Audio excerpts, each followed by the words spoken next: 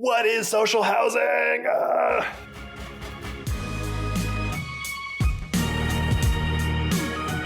Hello, this is the UCLA Housing Voice podcast, and I am your host, Shane Phillips. Each episode, we discuss a different housing research paper with its author, mostly in regular human language without all the jargon, with the goal of better understanding the causes and potential solutions to the housing crisis. Our guest this episode is Professor Magda Maaoui of the University of Cergy-Paris, and our resident guy who's super curious about international housing policy, Paavo Monkkonen, is my co-host. Our subject this time is social housing, something that most housing advocates feel positively toward, even though few can agree on what it actually means, at least here in the US. But France definitely knows what social housing is, and in recent years they've been building a lot. That's thanks in part to SRU, a 20-year-old law that requires many French municipalities to hit a target of 25% social housing. Magda's research paper focuses on one element of the SRU law, a fee that's levied against cities that don't hit their 25% target, and how effective that has been. As with our other international episodes, we of course take the opportunity here to learn as much as we can from a local expert on housing policy in France. We review some of their history, including a period of divestment in public housing and a shift toward favoring home ownership that will sound very familiar to North American listeners. And more recently, their reorientation back towards social housing and the public good, and commitments to seriously addressing the segregation and concentration of poverty that have defined French suburbs for decades. Our previous episodes on Japan and Thailand hold really valuable lessons for us here in North America, but France's approach is one that might feel more familiar and maybe more easily adapted to a Western context. We're sure you're going to find it interesting. The Housing Voice podcast is a production of the UCLA Lewis Center for Regional Policy Studies. If you've been enjoying the show, be sure to give us a 5-star rating and a review. And you can email me at shanephillips@ucla.edu with comments or guest ideas. Here's Professor Magda Maaoui. Our guest this week is Magda Maaoui, adjunct professor at the University of Cergy-Paris, and a little bit closer to home, a recent graduate of Columbia University with a PhD in urban planning. Prior to being in New York, she was originally based in Paris as a civil servant, and her research looks at how politics and power relations have shaped affordable housing outcomes in historically disinvested neighborhoods in both France and America. So we are continuing our world tour in this episode with a conversation about social housing policy in France, which has seen some, I think, notable successes in recent years, but faces plenty of challenges as well. Magda, thanks for joining us.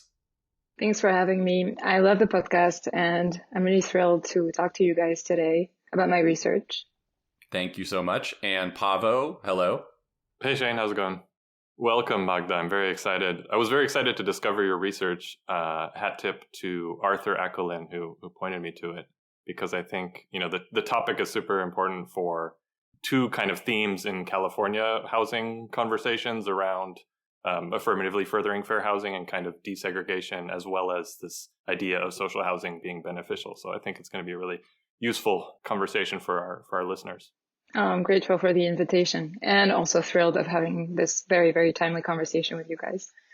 So we'll get to all that. To start, though, we'd love to have you tell us a bit about Paris and some of the favorite places for you in the city. Since you've also lived in New York while you were at Columbia, I think we'd both be interested to hear your thoughts on kind of how the two cities compare, for better and for worse. Yeah, I love the question. So I'd say that my version of Paris would probably add a bit of texture to that recent popular show that everybody's talking about, the Emily in Paris show. Mm-hmm.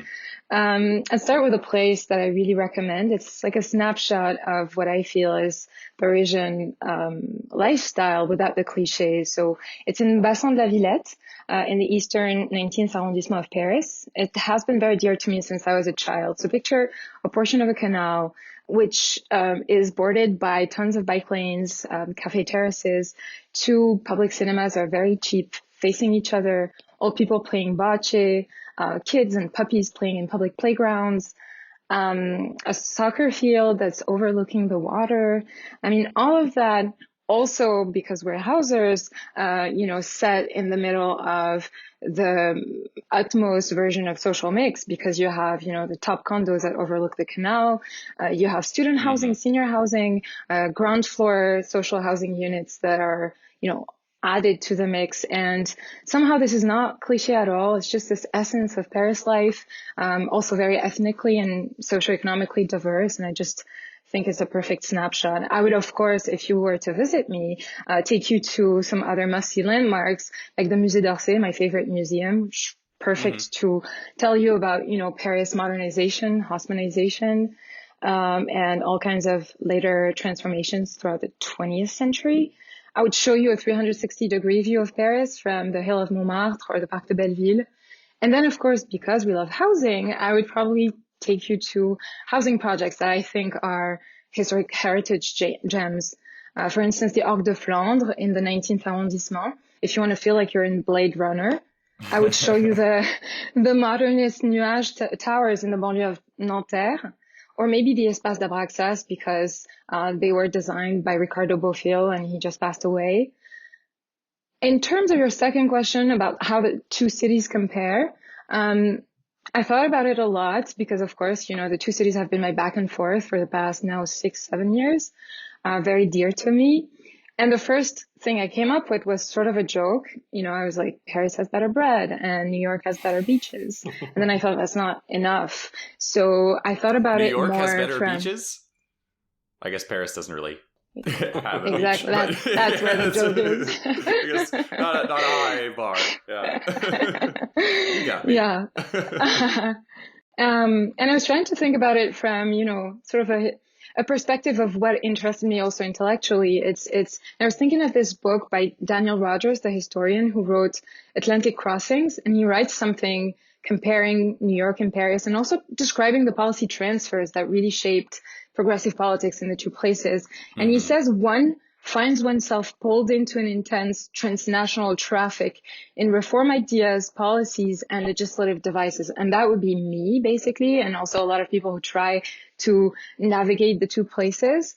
Maybe 3 important key points just to situate the audience about the comparison between the two cities that also sort of can be generalized to France and the US. Housing-wise, there is a lot of less affordable housing in New York. And it's more concentrated, compared to Paris. Right. Although, of course, New York is an outlier when it comes to the preservation of its public housing, when we compare it to equally large cities like, say, Chicago. But at the same time, it did not really survive or escape, rather, the trends of restructuring, state retreat in affordable housing provision, which have characterized the American context. The second important point to, again, add to the panorama is a socioeconomic perspective. New York is characterized by higher levels of income and racial inequality and also residential segregation, whereas Paris does not really follow, for instance, the same central city versus suburb framework that we see more in the US. On the contrary, and I'll come back to it later, most French cities almost have the opposite sort of difference or dichotomy. They have prosperous urban cores, and then they concentrate in the suburbs very high levels of affordable housing. And then the last sort of point to summarize this panorama would be market dynamics. Due in part to the larger role of the private sector, New York's housing market has been more dynamic in terms of rapidly rising prices. But then Paris is characterized by more construction. New York's housing market is more market driven. It has a smaller share of its housing being developed by the public sector, and we'll get back to that later. And that's in part also associated with the fact that the private sector, plays a bigger role in building housing in general and then affordable housing specifically. As a matter of fact, my dissertation was comparing upzoning programs in both places. And so really this connection between public-private sector in both places, I could talk about it for days, but I'm going to stop here. And yeah. So your paper is titled The SRU Law, 20 Years Later, Evaluating the Legacy of France's Most Important Social Housing Program, and it was published in Housing Studies just last year.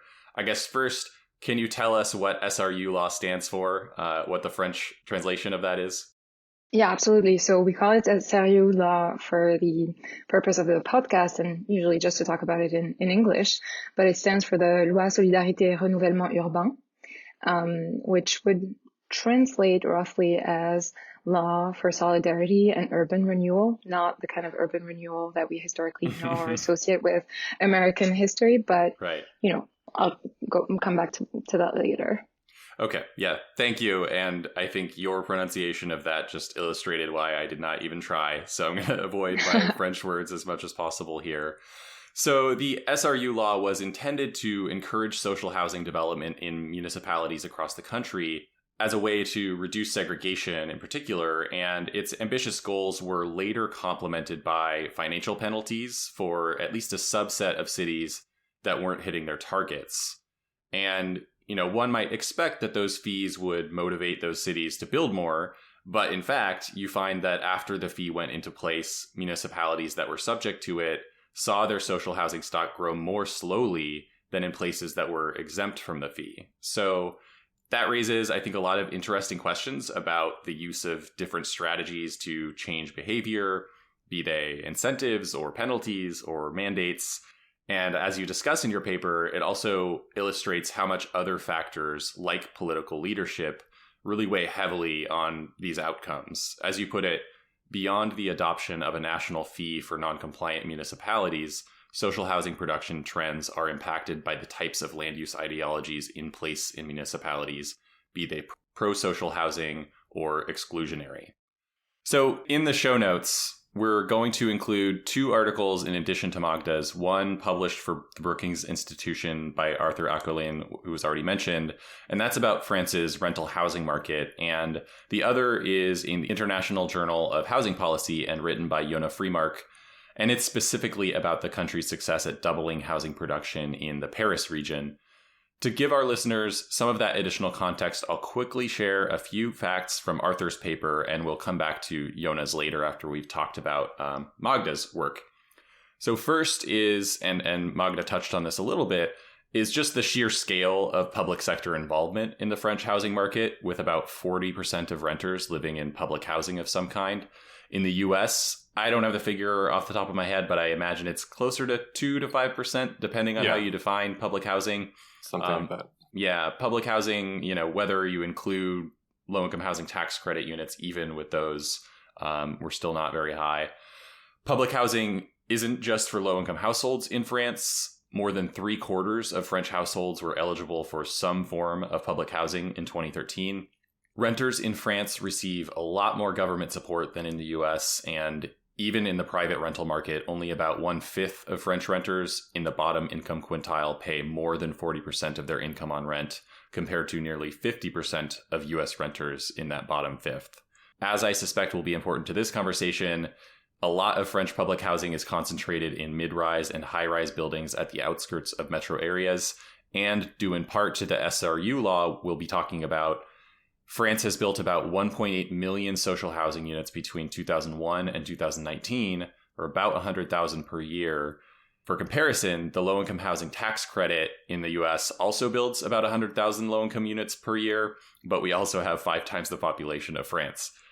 France has a generous rent assistance program funded at about $16 billion per year, while the US spends about $24 billion on tenant-based housing vouchers through the Housing Choice program.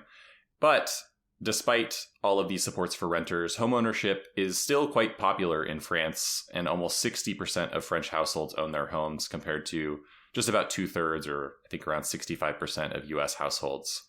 A few more here. French renter households are far more stable in their housing, with a median length of residence of 6 years compared to just 2 years in the US. And in a similarity to Japan, and in contrast to the US, over 90% of private rental units in France are owned by individual rather than institutional investors. And finally, unsurprisingly, France also has very strong tenant protections. Landlords have to offer lease terms of at least 3 years. That was news to me. And many metropolitan areas have rent control. And also news to me, they have a seasonal eviction moratorium every year, independent of COVID-19, where you basically can't evict someone from the beginning of November to the end of March, which is 5 months out of the year. So hopefully that gives our listeners some idea of how France's housing policy is and its housing market differ from the US, in addition to what Magda already shared. Magda, is there anything else that is maybe outside the scope of your paper, but you'd want to add to that list just to give some color to this? Yeah, I'm glad to connect my research to such solid papers as those by Arthur Hacolin and Yona Freemark. I'm teaching a course on the very specific topic you summed up very well for undergraduates in Cergy-Paris University. And I always add to the very sort of comprehensive panorama that you described 3 key trends or 3 key characteristics that we'll just list quickly. The first one is social housing is indeed, in large part, still concentrated in mid-rise and high-rise buildings at the outskirts of metro areas. But there's also many other typologies of social housing, also located in inner city areas. So to give it an illustration of that trend, even the post-war social housing stock is slowly but steadily transforming. Just as an illustration of that, last year's Pritzker Prize was given to a couple of architects, Lacaton and Vassal, and their specialty for the past few decades has been designing very cutting-edge, environmentally friendly, humane social housing projects. And there's also this idea that, social housing goes to a lot of middle income or middle class or lower income category, like basically, associated with different types of incomes, but it's also tied sometimes to professions. A lot of social housing is attributed to certain essential professions like, teachers, firefighters, nurses, city agents. That's a big thing as well. The second trend is social housing is in large part occupied by minorities, so mostly children of immigrants or foreign-born residents. In France, it's technically unconstitutional to ask for data on race and ethnicity as part of the census, which makes research on segregation, inequality, discriminations very hard to do. And so in order to sort of approximate this social diversity, what we do is use the percentage of foreign-born in the overall population. That's how basically we measure diversity. It's through immigration figures. And to give you an overview of the French demographic landscape, the share of population that's born abroad is 14%, so largely from 2 big channels, either neighboring European countries or France's former colonies. So for instance, the largest minority groups right now are Portuguese, and the second one would be the Algerian community, very important historically. I myself am, for instance, French-Algerian, so I'm a representative of that minority. The third trend is the context of the pandemic, and I'm sure that here France is not different from the US. We are I think it's a probably model different of housing in some ways. and in some ways, I'm sure, in like the safety nets and all kinds of things, for sure. Yeah. But just keeping it down to the housing construction rhythm or trends, I think everybody got hit hard, meaning that, yes, France is a model of housing construction. But of course, the pandemic has messed up construction rhythms and growth cycles in France. A number gives you an idea. In 2017, we were permitting 240,000 units, whereas in 2021, we went, as low as 180,000 units. So it's just to give you this context, against the backdrop of a lot of political transformations, a lot of constant electoral deadlines for over the entire period of the pandemic, municipal, regional, and now presidential elections. And I'm not saying this for no reason. Housing is highly political everywhere, in France also. And so this matters in the conversation we're going to have today. Yeah, so in my class on housing policy, I talk about the kind of fuzzy definition of social housing and is low-income housing tax credit programs a social housing program, and in what ways it is and isn't. So, and I talk about French social housing, and I sort of divide it between HLM and the newer style Pritzker Prize winning projects. Is that a fair kind of division? The old style is more similar to what we think about in terms of big U.S. public housing, whereas the new style is social housing associations, kind of nonprofit run and higher quality. Yeah, that's a perfect definition. I'd say that, a notion that comes up often when we talk about the HLM is the grands ensembles. And I think the equivalent of that would be maybe the project as a notion in the United States. And then you have that makes a portion of the housing stock. And then on the other side, you would have, something that's smaller scale and definitely more innovative and inventive in terms of designs, but also services offered. Some of them are intergenerational housing. A lot of components add now environmentally, like LEED certified construction measures and things like that. Absolutely. And is there this similar tension, I think, in other European countries where kind of the better quality social housing units are lived in, like given that they're open to higher income groups, is there like a capture of the better quality units by the higher income groups? And is that an issue? Yeah. So in terms of, the residential trajectories of households that occupy those different typologies of housing units, I would say that there is for sure, trends of I would say HLM housing units being more allocated to the lowest income bands. And then classically or in a more common way, you would have newer Pritzker Prize winning projects, like you said, being taken over by more middle class or upper middle class even households who do not necessarily have the means to go into the private market. That is also being sort of fought or corrected by certain measures that have been taken a few years ago, where now every project has to, in addition to, I'd say, a number of housing units being built, include percentages of, so like a third of the project would have to go to the lowest income band categories. I see.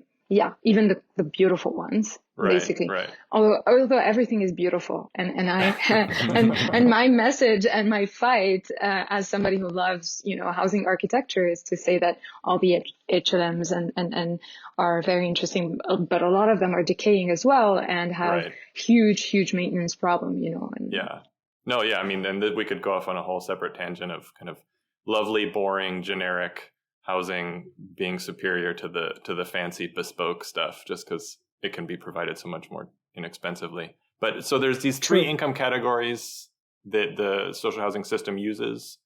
Maybe just kind of mention what they are, and then is that what you're talking about in terms of a certain percentage of the new units have to be allocated according to those categories? Yeah. So there's three income categories that determine the allocation of housing units. To give you a sample, because again, my research and this program that we're talking about today span from the year 2000 to today, the balance has been roughly, and the balance that makes up the social housing stock is that half of units are for low income categories, which we call PLUS.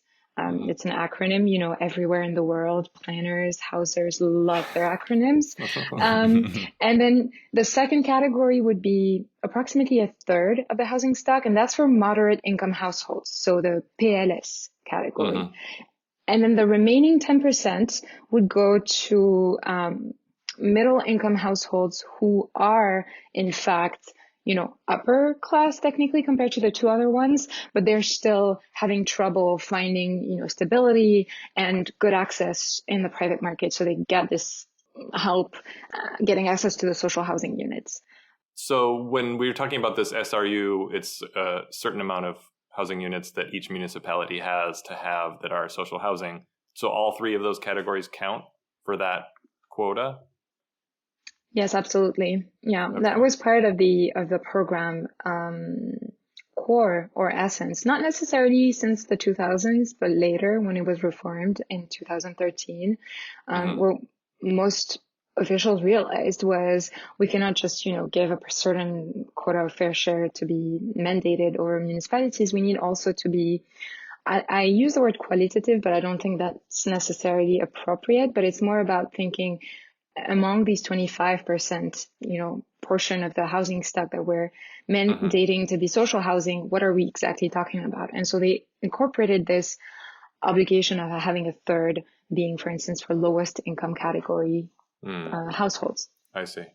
And we should clarify, so the SRU law, when it initially passed, it said many municipalities need to make 20% of their housing stock social housing. That changed, I think you said in 2013, to become 25% by 2025. A couple questions on that. So one is just a quick one about are we talking 25% of new housing stock, or do they have to, increase the housing stock so much that 25% of the total is social housing? I think the strictest option, and you have your answer. So all of the housing stock has to be okay. And then, I think we've hinted at this a little bit, but I think it would be really interesting if you could just tell our listeners a little bit about the context and maybe specifically about the banlieues and how they relate to all this and the problem trying to be solved in that context in particular. Yeah, absolutely. So I mentioned earlier that most French cities have, prosperous urban cores, and they concentrate in their suburbs very high levels of affordable housing that's built in large housing estates during the post-war period, which we call the banlieue. And the banlieue and their inherited landscapes since the post-war era, not only are they considered by most as, an architectural or a policy failure sometimes, and I'm thinking here of maybe movies that the audience might be familiar with, the movie La Haine, which was released in 1995, which follows, three young friends basically during one day in the banlieue and what happens to them over the course of that day. Or a more recent movie, which I really love because I think it's such a powerful representation of the social ills that are still structuring the neighborhoods located in the banlieues. It's called Les Misérables, and it was released a couple of years ago.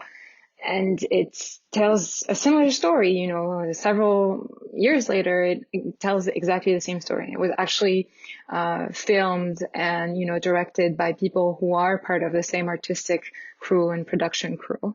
The banlieue became a symbol of France's social ills that really illustrate the French nation's inability to basically integrate its immigrants, its minorities.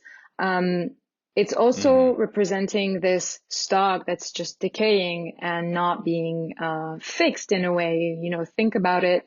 If I give you a number, 60% of today's social housing located in the banlieues was completed before 1975. So that gives you sort of an idea. They were located in areas that were mostly enclaves, oftentimes food deserts, not really connected to any transportation system, although that is changing today because a lot has been built and is being built right now. For instance, in Paris, there's a lot of work around transportation infrastructure.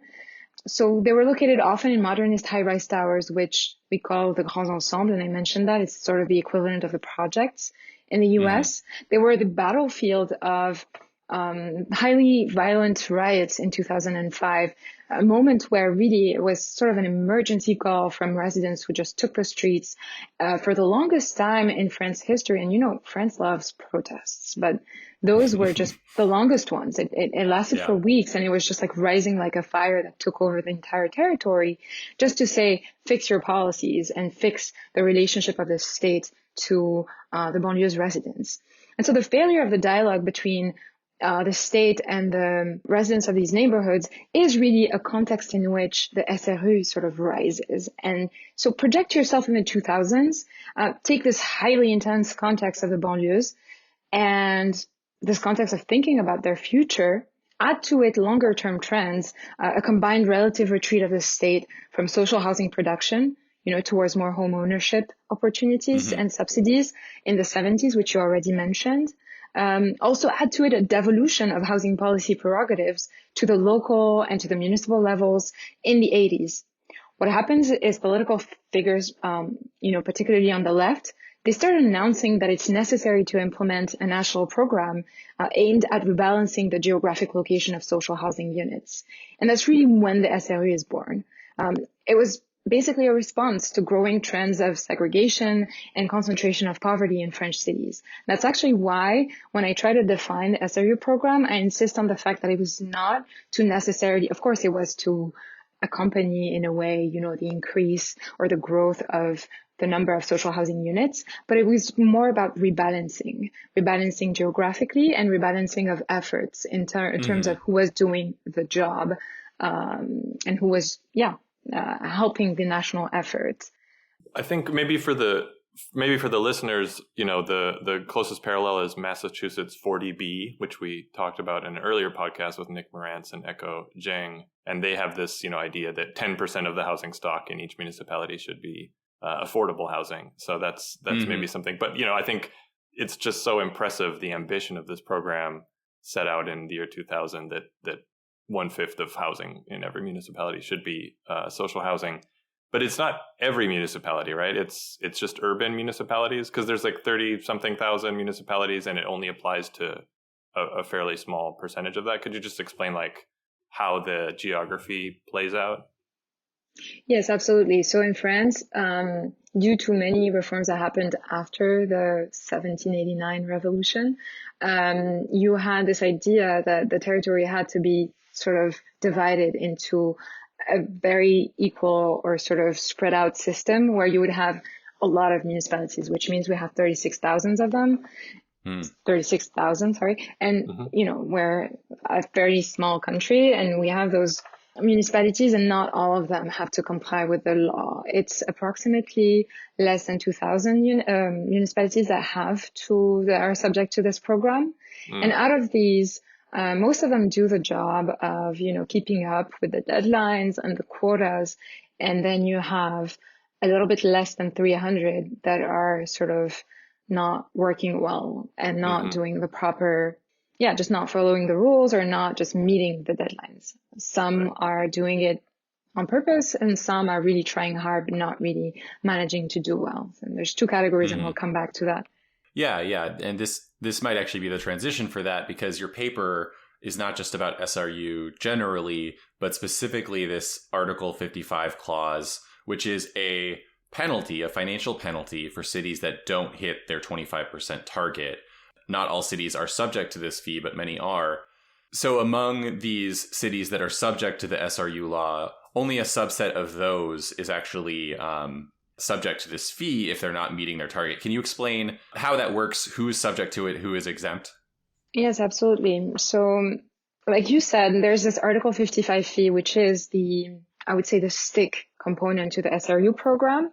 It was an additional component of the law that was added actually 2 years after 2000, because officials were thinking we need a stick. We cannot, the stick and the carrot. I don't know if that's an expression in English, but yes, yeah. In French, actually, before we even talk about the subset, then is there a carrot, or is it? There is no. It's, okay. French style. we just like the sticks. Yeah, exactly. Okay. So the Article 55 fee was this additional component that is meant to enforce, and I insist on what I'm going to say right now, in larger urban areas. That's really a component that matters. Also, areas that are sort of more tense in terms of their housing market, better connected with a lot of job market dynamics too. And so, it was designed to attempt to correct territorial imbalances, like I said, social segregation also. And so it required a little bit less than 2,000 municipalities counting more than 3,500 inhabitants to follow the rule. In Paris, this cap of 3,500 inhabitants goes as low as 1,500, just because we're in such a dense and, very well connected metropolitan region. And so, with the Article 55 fee, the stick is there to punish those who do not meet the 25% quota by a certain 3-year time period. So every 3 years, there's a measurement, and we check whether the municipalities have obeyed the rule and followed the law and met with this quota. I might add, just to clarify to our audience, that there are municipalities that we call exempted municipalities, if I translate it correctly. Those are roughly 250, always less than 300, and they're exempt, but just for the following reasons. For instance, there's been an admitted observation that there's a low need for social housing, or, their municipalities are super isolated from centers of activity and employment, or the land is just unsuitable for construction due to, let's say, environmental constraints or risk constraints, generally speaking. So can you tell us how you studied the potential impact of this bâton, or stick in French? So the way I studied the SRU program was actually not immediately from a quantitative perspective. I was doing field work and participant observation with different planners, housing experts or advocates, and elected officials in the Paris metro region. And one conversation I had at some point with the housing expert at the planning agency of Paris, the APUR, Stéphanie Janquel, was back in 2017. And she was just telling me about the SRU and how hard it was for everybody to measure its impacts. Everyone has their own view about the SRU, she was telling me, but no person properly, did the study of investigating quantitatively or just geographically the evolution of housing construction and specifically social housing construction over time to finally have, assessments that were not politically entrenched or, just following an ideology and not necessarily precisely scientific. But she also advised me to not start this project because it was just, French data. I can't complain for hours about that, but French data is really, really hard to collect and get access to. So to collect, because sometimes there's stuff that's so, it has to be anonymized and, access to it is highly expensive and sometimes just not available for people who are academic researchers or just think tank researchers also. And so it makes it impossible to get access to it. And also once you get access to it, you're not allowed to use it or, study it or analyze it in places that are random. You have to use a computer that's, fingerprint accessible. Wow. And it's really, you feel like you're in a James Bond movie sometimes. And so once I managed to, assemble this data set, I set out to develop a research design. And the idea was that I would think of a difference in differences methodology because I thought this would be the perfect way or, a perfect match between a methodology and the case study or the theme studied. And so the treatment group that I looked at comprised municipalities that were subject to the Article 55 fee, while the control group comprised municipalities exempt from paying the fee. The timeline was spanning from 1996 to 2017 because of availability of data. And 2002 was my before-after limit, which is the year when the Article 55 fee was put in effect. The hypothesis that guides this paper is that change in production of social housing would be positive and bigger in the treatment group compared to changes in the control group. So the result was a surprise because my findings underscored how after the passage of the Article 55 fee, municipalities that were subject to the fee have built less social housing than municipalities that are exempt relative to before the enactment of the law. So my study was measuring more the effectiveness of that specific fee. And what it underscored was not necessarily that the SRU program is not a success. I do believe it's a success, and I do underscore that there has been a rebalancing of housing construction units overall. But what I insist on is maybe let's qualify the fact that the Article 55 fee is a strong enforcement of, this idea of mandating housing units or the 25% housing unit portion in municipalities. Maybe the Article 55 fee could be strengthened. Maybe there's, this. We're always thinking in housing policy that things work not when you just pick one specific fee or one specific program and make it all powerful. Right. It's the whole toolbox, right? It's the purpose of what we try to think about is what is the perfect mix and match of things that are going to really make a place a success story, be it a municipality, be it a region, be it a nation. And so, that was my biggest takeaway was also because I was sort of measuring the correlation of social housing construction variations linked to things like income or, political affiliation.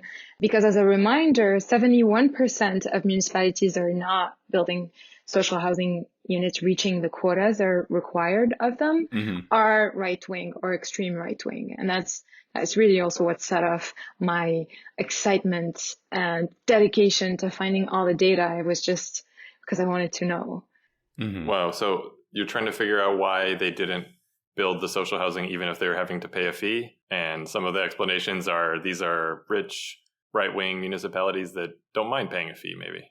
Yeah, exactly. And I think that part of it is because, and of course, there's a whole conversation we could have about this of, does it factor, maybe it's based, of course, on their political values and sort of ideological. Then I talk about ideologies. They're going to think that it's cheaper for them to just not build social housing units and not welcome lower income minority households that they think are undesirable. And in their calculations, they're going to think that let's not add that to the equation. But I'm also questioning the fact that the Article 55 fee might be higher, might be increased. And and I'm not the only one thinking that. On the subject of the fee amount and how much it's raising and how much it's costing these cities, like whether it's enough to change behavior, you report in your paper that these fees can amount to 5%, up to 5% of a municipality's operating budget. That sounds like a lot to me. I don't know if maybe it's not as much as it sounds like because a lot of costs are covered, by higher levels of government, including the national government. But, interested if you can reflect on that a little bit, like why maybe this isn't really enough to change behavior. But also, I think there's just an interesting conversation to have here about whether the goal even necessarily is to change behavior, to have these cities build all the way up to their level, because I think in the paper you say the fee that is charged, it goes toward housing purposes. And so, as an analog here in North America, we talk about vacancy taxes a lot. And I use Vancouver as a case study very often, where they have a vacancy tax there for long-term vacant housing. It's put some homes back on the market, but the main effect has not actually been to reduce vacancy, but to just generate a lot of revenue. And then that revenue can do to, good things, including build income restricted housing, social housing, what have you. So I'm curious, like, if that debate is happening in France, or if it's more just like, no, we need to make sure all of these cities fall in line. And this is really just a stick. We're not trying to, it's not about doing positive things with the money. It's about forcing cities to comply. I think you pointed to the right sort of intuition when you said that many services are provided through national taxes and programs. So yeah, I'm going to just outline to you how I would describe it. It's not nothing, the Article 55 fee collecting 77 million euros relatively to the French context. We're talking about a program that's targeted at less than 2,000 municipalities. And then less than 300 municipalities are non-compliant and get taxed. And the fee can indeed amount to 5% of a municipality's operating budget. But French municipal budgets are considerably smaller than their American equivalents relative to their population, in part because higher levels of government are paying indeed for services such as public schools.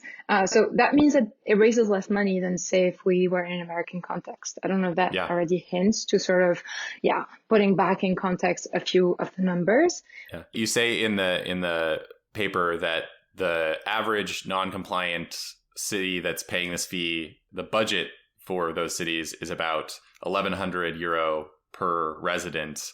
And on average for France, it's 700 per resident for the municipal budget. Here in Los Angeles, city of Los Angeles, our general fund is somewhere in the order of $3,000 per resident. Santa Monica is about $8,000 or $9,000 per resident in their general fund. So much larger, but it's not because our government is spending so much more kind of in aggregate. It's just distributed differently, and a lot more is spent at the local level as opposed to higher levels of government.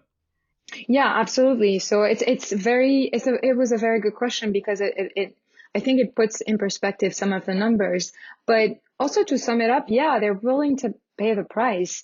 I'm insisting on the fact that interesting reform for, again, a program that I think is a success would be to strengthen this fee or, part of the fee at some point in terms of once the state started understanding that some municipalities were just fine paying the fee, they thought, okay, we're just going to multiply it up to maybe 5 times sometimes in certain contexts, but that's not really enforced. So a number I have for you is rarely do the amounts of fees that are taken from the municipalities multiplied by more than 3, never reaches 5.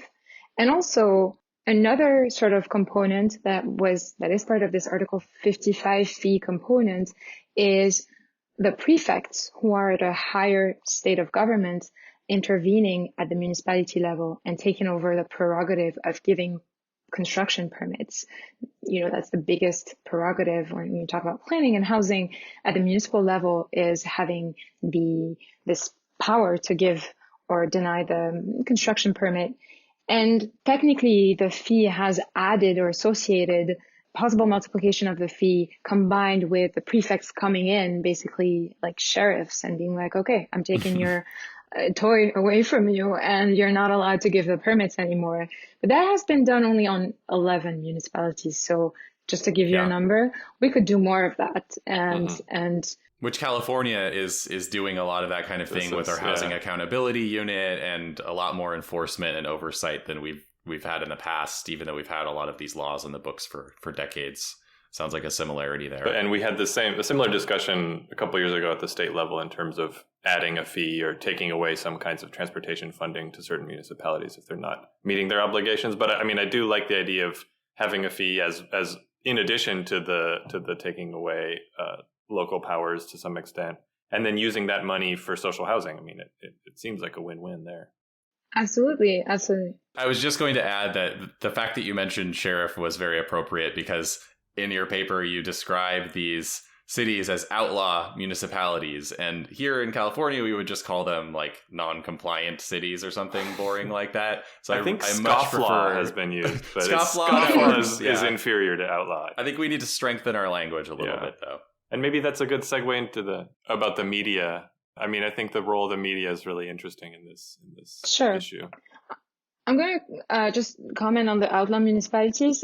It's so funny that you asked me about this translation that I used, the outlaw municipalities. I was, the direct translation in my defense is communes hors la loi. That's how we refer to them. And I do remember, one housing studies reviewer telling me that my translation sounded like it was straight out of a Sergio Leone movie. And, I was indeed following the lingo that's used in France. You have practitioners who refer to these municipalities as récalcitrantes, so recalcitrants. Advocacy groups, affordable housing developers, nonprofits, they call them usually the outlaw municipalities. And then the media call them altogether mauvais élèves, bad pupils. I do think that the bad pupils I like that one too. are, it's very patronizing. It's very, but at the same time, when you have the media call them bad pupils, bratty children, stuff like that, I think that it just takes away the accountability and agency of municipalities are just choosing to allocate their budgets in a certain way to just push away lower income minority households, to put it bluntly. Exclusionary is better, probably. Yeah. Right. But it's true that the Outlaws is very like Western movie style. So yeah. It's just a way, I think, to, at some point you asked me about the purpose of the Article 55 fee, and in connection with this sort of name that I use, it's to rebalance and sort of call upon the municipalities that are doing, for instance, 0% social housing. There are places in the French Riviera that have 0% social housing, and they're on the list of places that have to do the work. And I think it sort of creates a bridge with the case studies that you use, Pavo, in your study on the California housing element, where you mentioned, correct me if I'm wrong, Palos Verdes and Beverly Hills. They're like Kafkaesque in their way of dealing with social housing quotas and talking about, the potential and the future potential, which makes me think of science fiction more than policymaking. But yeah, so I think there's bridges there. Yeah, it seems like France's policy, similar to 40B, is much more based on outcomes as opposed to just planning for the future. And if it comes to pass, that's great. But if it doesn't, like, no, that's not our fault. I did want to dwell on the media a little bit more. Here in California, there's definitely been more attention to our regional housing needs assessment program, which allocated much higher housing targets throughout the Southern California in particular. And even prior to that, you kind of saw media paying attention to this whole 8-year housing element planning process and this idea that certain cities were meeting their goals and others were not. Has that shifted in France? Like, has it changed over time? And do you see the media actually influencing this, or is it just kind of commentary and not really changing behavior necessarily? Yes. So, of course, when the media talk about bratty kids or about pupils, I don't think that the right-wing mayor of Nice in the French Riviera or the mayor of Levallois-Perret outside of Paris, Patrick Balkany, who's facing prison charges for corruption, really care about what the media think of them. And that's, probably not so different from the politics of affordable housing of, say, Huntington Beach in Orange County or Palos Verdes or Beverly Hills or Westchester in New York. But at the same time, I think that the question of media shaming matters, and correct me if I'm wrong, I'm again going to do a bridge with the two countries. It matters more for those mayors who claim to be pro-affordable housing liberals, but they do not really walk the walk. They do not effectively remove all the barriers to build more affordable housing. So like LA Eric Garcetti or, Lori Lightfoot and I would say in France, an example of that is in Brittany, in the metropolitan region of Rennes, which had, so to give you a sense of how it functions, it was an aggregation of different municipalities that came together and sort of, I don't know if the word incorporated works here, but incorporated it into a larger metropolitan region. And yeah, the shaming worked for those portions of this newly created metro region that were not following the rules and hoping, to sort of escape or find a loophole. So I think that's an example of that, because they were sort of this typology of elected officials, I'd say.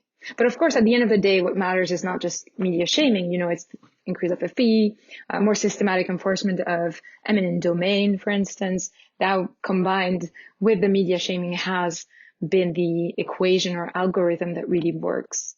Yeah, and I think to start to close this out, maybe we can talk about where there has been, really significant success and progress. And so we can turn to Paris here. And I think there's been real success with housing production generally and social housing in particular, just in the past, decade or so. And I have, again, some stats and context really quickly from Yona Freemark's paper. Like the US and much of the developing world, or developed world rather, housing production in the Paris region fell from the 1980s to the 2000s. It fell from about 47,000 units to 37,000 units per year. Not a huge fall, but it is a decline. And its share of the national population also substantially dropped as the national population grew. So again, pulling from Yona's paper, he notes that some shifts with a new Paris mayor in 2001 and Nicolas Sarkozy as president in 2007 both had more of an emphasis on housing. So that played a role, and their efforts took a while to bear fruit. But housing production in the Paris region began to really gather momentum around 2015 or so. And from 2017 to 2019, the region built over 80,000 units per year on average. That's not just social housing, but about a third of that was social housing. And again, that's in comparison to 37,000 units per year in the 2000s. That increase also, to your point, was disproportionately in sort of the inner suburbs rather than the outer suburbs where it had been traditionally. Yona attributes this to 4 strategies pursued simultaneously, not just one thing, but he says, one was a focus on affordable or social housing. Another was the harnessing of public land. The third was financial and regulatory incentives to make it easier to build housing targeted to various income levels. And then fourth was enforcement policies like the SRU and the Article 55 clause implemented by the national and regional governments to share the task of increasing production. So, you're based in Paris. I imagine you know it as well as anywhere else, if not better. What's happening there? Can you tell us a little about the story, how things have changed there over time? Yeah, it's a great start. You summed it up very well with Jona's research paper and this typology of the different tools that combined together make up this, what I would call and what he calls the Paris model or success story kind of. So I know that, the Paris context is really probably an oddity in that we have publicly owned housing that forms a large share of rental housing. And then the private rental market locally is really strictly regulated by the national government. That plays a role in the story I'm going to sum up or extend from what you already said. We have a mayoral team right now, so not anymore Bertrand Delanoë, who was predecessor to the current mayor, Anne Hidalgo. Anne Hidalgo is extremely well known for her transportation policies, which we love her here, yes. yeah, I know. She's big on, her policies are widely discussed on Twitter, for instance, and among different advocacy and policy circles. But I'd say that her deputy mayor of housing is just, him and his team are doing fantastic work. And as an example, just to summarize the strategy here is to tap into a variety of tools from the housing policy toolbox that is offered in Paris, both at the municipal level, but also enforced by the state. And to do stuff like think through abolishing the ghettos of the rich across the wealthiest arrondissements. So the idea is to secure social housing by prioritizing the city's wealthiest neighborhoods as targets for new social housing. And so, when you compare it to places like New York, where it's, for instance, harder to think about zoning for more affordability in wealthiest districts or wealthiest portions of the city, really in Paris, it's the strategy is to go in that direction very, very strongly and very aggressively. You add to this a very innovative rent control model, which has been in place and is being reinforced as we speak. You think also about I know you had an episode on vacancy and vacancy taxes, if I'm not mistaken.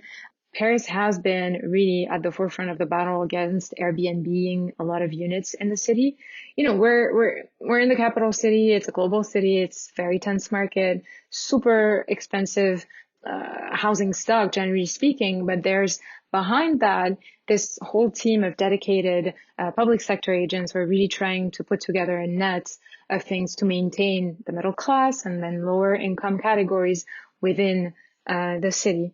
You talk near the end of the article about how France is considering strengthening the SRU law, possibly allowing other levels of government to intervene more directly, or as we mentioned, increasing the Article 55 fee maybe by up to 5 times. Do you have any other updates on where those talks are going? Anything since the paper even came out, possibly? Yes. So my paper came out last August, and that was right in the middle of the context of policy reform. There's been a larger sort of omnibus bill. I don't know if that's the correct name for it. That covers a lot of ground. So it can be, it talks about schools and also trash and transportation infrastructure, but also it talks about the SRU program. And it was started or launched by the current president, Emmanuel Macron, as a response to the several protests that took place that were led by the Yellow Vest movement against the increase of prices like gas prices and all kinds of things that were not meeting their the income they got in a way. And so this bill that is being evaluated and has been evaluated since last summer includes all kinds of things, but the reform of the SRU would be a strengthening on the one hand. So for instance, making it last longer than the expected horizon of it ending in 2025. They want to make it more permanent. That's a great thing.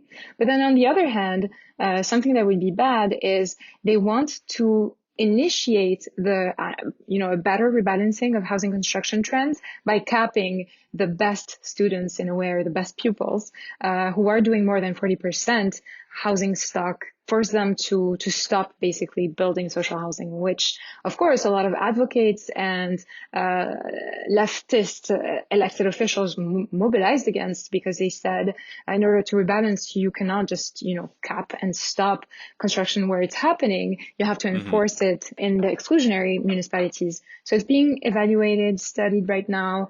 There hasn't been as of yet a formal announcement. It's just still being evaluated.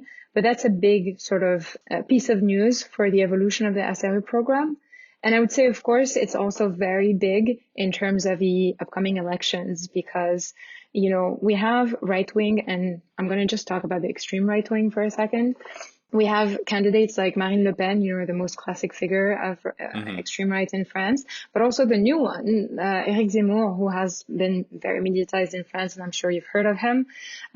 Both have, zero sort of detailed program of what affordable housing is going to look like if they were to be elected presidents, but both have spoken about the SRU, which to me is very, very illustrative of how critical of a program it is. Zemmour wants to cancel the program. He just doesn't want social housing to exist anymore. I don't know. That's sort of his philosophy around housing. And Marine Le Pen wants to forbid anybody from an immigrant background or who would be foreign born to access the social housing units financed by the SRU program.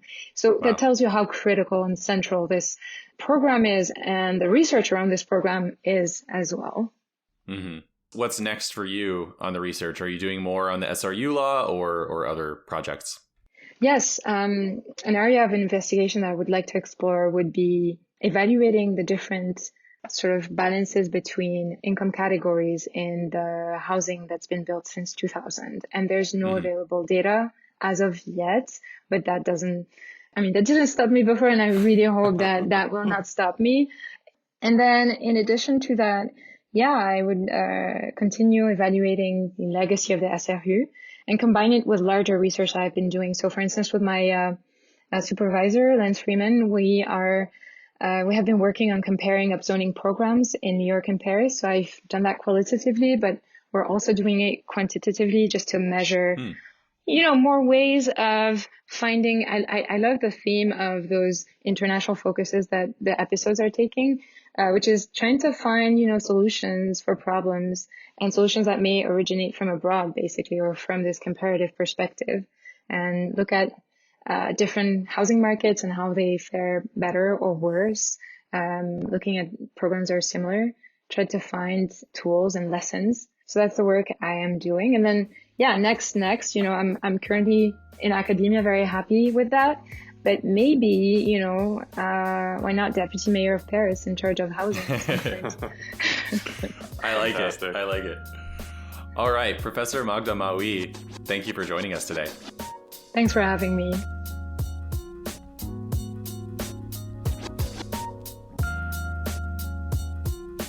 You can read more about Professor Maaoui's research and find our show notes and a transcript of the interview at our website, lewis.ucla.edu. The UCLA Lewis Center is on Facebook and Twitter. I'm on Twitter at Shane D. Phillips, and Pavo is there at El Pavo. Thanks for listening, and we will see you next time.